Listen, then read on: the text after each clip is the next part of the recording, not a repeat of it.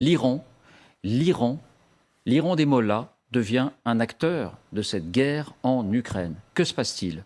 L'Iran, qui jusqu'à présent niait le fait que des armes étaient livrées, l'Iran le concède. Et on apprend même que ces livraisons d'armes vont être amplement augmentées.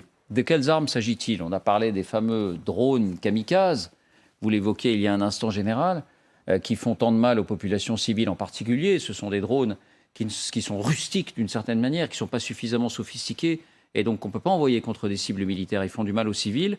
Donc il y a ces fameux drones, et puis il y a désormais des missiles. Ça existait peut-être, il y avait quelques missiles livrés par l'Iran, mais l'Iran va livrer beaucoup de missiles à la Russie. La Russie manque énormément de ces missiles, des missiles sol-sol, donc qui sont tirés depuis le sol pour des objectifs au sol. Le deuxième aspect, et c'est peut-être là, peut-être le plus saisissant, c'est qu'on apprend qu'il y a des militaires iraniens au sol et directement liés à cette guerre. Donc ce serait en Crimée, mais peut-être ailleurs. Ils forment des militaires russes assez techniques, mais ils ne les forment pas au sein du territoire russe. Ils les forment au moins sur l'un des territoires que la Russie a annexés, pas depuis 2 mois, mais depuis 8 ans, la Crimée. Donc c'est l'image, en fait, c'est l'image qu'on a en tête de ces militaires iraniens. Alors j'ai oublié de quelles unités particulières ils étaient. Vraisemblablement de Al-Quds, qui est donc une unité spécialisée des forces dites gardiens de la Révolution, les Pasdaran, qui traditionnellement sont projetés sur les théâtres étrangers. Le Liban, auprès par exemple du Hezbollah, le Parti de Dieu, qui est une création de Téhéran. La Syrie, ô combien.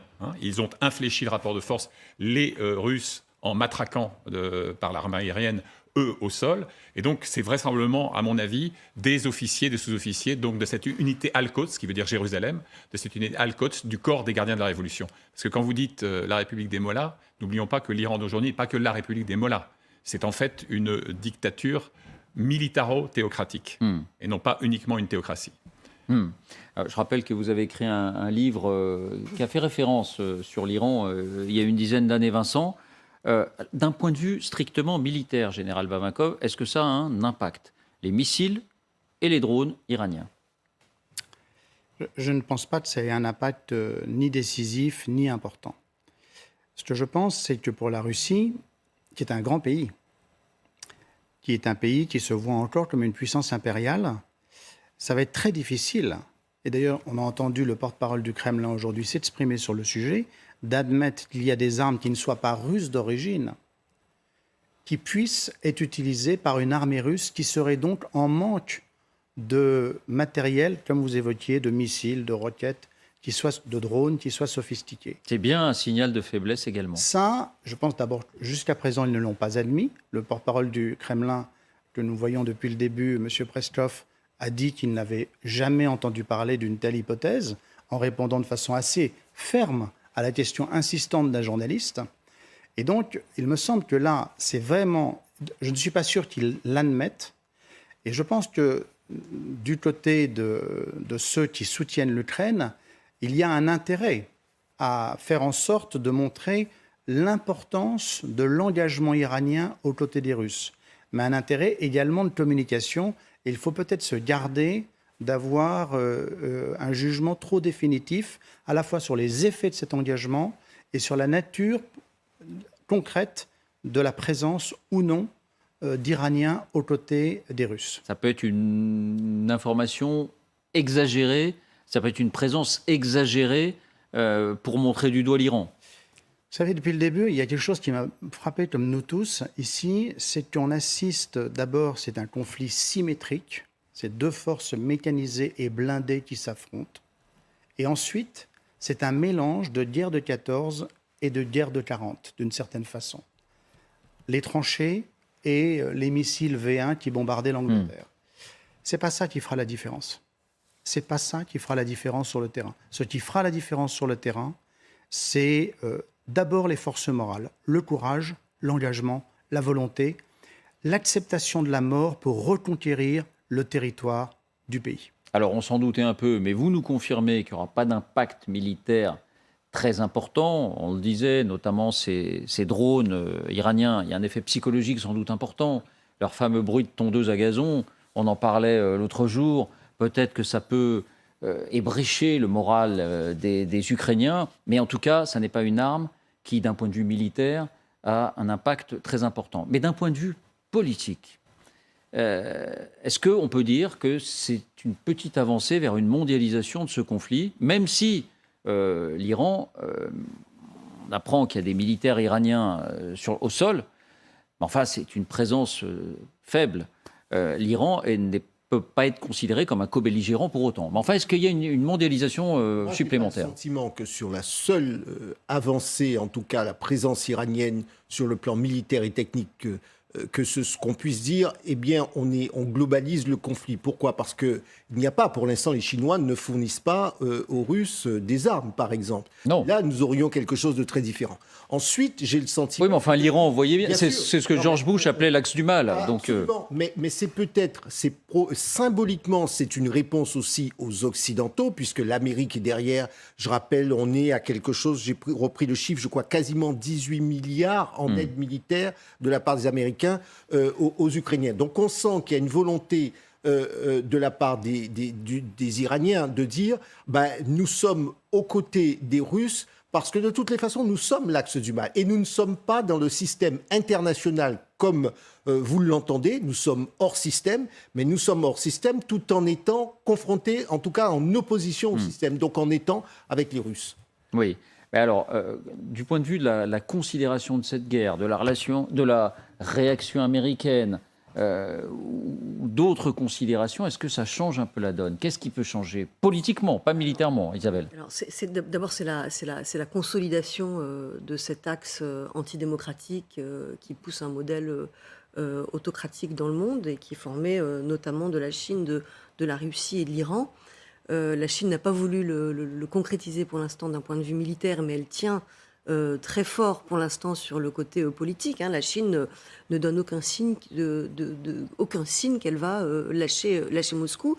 Et il faut dire aussi que l'Iran a beaucoup à gagner parce que, en fait, l'Iran, en quelque sorte, achète la Russie. La Russie est membre du Conseil de sécurité de l'ONU, qui fait partie de l'accord sur le nucléaire iranien, le JCPOA, que les Iraniens essayent de ne pas signer, et que jusque-là, la Russie demandait aux Iraniens de se conformer un peu plus à leurs engagements internationaux.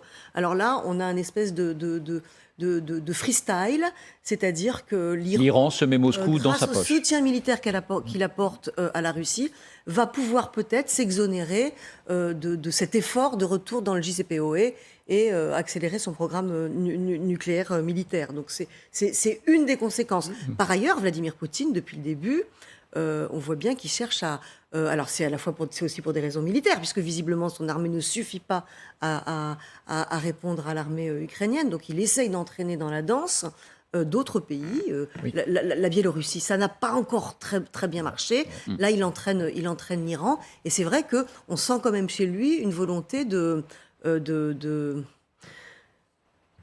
faire pousser le conflit ailleurs. D'élargir le conflit, d'impliquer toujours plus de monde, Vincent. Il y a un côté, les parias parlent aux parias quand même. On a une sorte d'union sacrée des ostracisés de la planète. Alors, il fut un temps pas si lointain, je m'en souviens, où l'ambassadeur de Russie à Washington considérait qu'une livraison de missiles d'une portée de 300 km par les Américains aux Ukrainiens serait une entrée dans la guerre, il disait dans la confrontation militaire directe. Or, s'il est exact que les modèles de missiles qui sont envisagés ou qui sont livrés sont le Fateh 110 et le Zolfahar, respectivement 300 et 700 km de portée, eh bien, retour à l'envoyeur. Dans ce cas-là, ça veut dire qu'on est effectivement dans la doctrine de la co-belligérance telle qu'elle est vue à Moscou. Deuxième remarque, et je m'arrêterai là, on en est quand même au stade où, pour essayer de sauver son opération militaire tellement spéciale, Vladimir Poutine mise sur quoi ? La République islamique d'Iran, qui avait pour projet l'exportation de la révolution, dans l'ensemble du monde musulman, y compris sunnite. Il mise sur les Tchétchènes de Kadyrov, dont le père Armat, ne l'oublions pas, a émis une fatwa, lui qui était un imam sunnite, justifiant le djihad contre la Russie, quand même, et qui d'ailleurs obtient en échange de sa facilité la possibilité d'islamiser la société tchétchène, et les voyous que son ami Prigojine va recruter dans les colonies pénitentiaires russes ou rapatrie de République centrafricaine. Franchement, pour le champion de la chrétienté orthodoxe en péril, chapeau. Oui. Bon, et les États-Unis, ils observent ça. Ils sont peut-être à l'origine d'ailleurs de ces informations. Ils observent ça. Alors les États-Unis sont déjà plus qu'engagés dans le soutien à l'Ukraine, puisqu'ils fournissent 90% des armes. À défaut aussi, parce que l'Europe n'est pas capable Mais est-ce que de s'aligner sur l'aide américaine. Est-ce que cette perception de la présence iranienne comme acteur de ce conflit peut changer quelque chose de leur côté? Il me semble que dans ce qui vient de se passer dans les jours précédents, il y a une fuite en avant. Il y a une fuite en avant. De la part de qui? De la part du Kremlin. C'est vrai. Parce que, depuis le début, nombre d'observateurs avertis ont souligné que le président Poutine ne trouverait son salut que dans le chaos. L'instauration d'un chaos dont les effets collatéraux ne sont jamais maîtrisés à l'origine. Et là, en l'occurrence, on sent bien que derrière l'engagement de l'Iran aux côtés de la Russie, il y a aussi quelque chose qui ressemble à une négociation dans le domaine du nucléaire.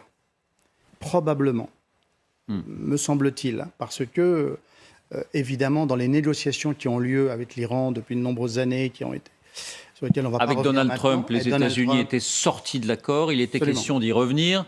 Les États-Unis vont-ils y revenir si l'Iran est de cette manière impliqué dans ce conflit? C'est un énorme point d'interrogation. Oui, puis la Russie est co-signataire. La Russie est co-signataire. Et donc là, on sent bien que derrière tout ça, il y a un mouvement qui s'opère. Je crois que là, pour le coup, il faut rester extrêmement factuel et s'en tenir, au fond, à ce qui va se réaliser, se faire sur le terrain ou pas. S'il y a des effets décisifs de l'engagement iranien, il y aura une réaction. Il y aura naturellement une réaction. S'il n'y a que des effets épouvantables, comme on l'a vu ces derniers jours, Mais marginaux, d'un point de vue militaire, d'un point de vue marginaux d'un du point de vue militaire, mais épouvantables, je pense que les choses s'équilibreront d'elles-mêmes. Un mot encore là-dessus, puis on enchaîne, Jean. Il y a un phénomène additionnel de politique interne américaine. On aura la réponse dans quelques jours, David. Si vous le voulez bien, ça sera au soir des élections de mi-terme, puisque les républicains, tout en disant qu'il faut défendre l'Ukraine, etc., disent il n'est pas question de donner un chèque en blanc, parce que vous comprenez, le peuple américain rentre en récession, nous sommes en récession, et il faut d'abord commencer par s'occuper du peuple américain. C'est l'un des leaders, si les républicains venaient à récupérer la Chambre des représentants, c'est ce que disait le futur speaker, celui qui remplacerait Nancy Pelosi. Donc là, ça, c'est un facteur de politique interne qui aura son importance par rapport à l'entrée de l'Iran dans le... Je résume. Poutine est obligé, Poutine se résout à évacuer Kherson. Poutine se résout à augmenter massivement les importations d'armes iraniennes, parce qu'il n'en a plus. Poutine se résout à ce que son chef des opérations, de cette opération spéciale, avoue que l'armée russe est en état de difficulté. Alors, quelle réponse? Eh bien, il y a une réponse, aujourd'hui même, et c'est un nouveau pas dans l'escalade, peut-être pas aussi important que ce qu'on a vécu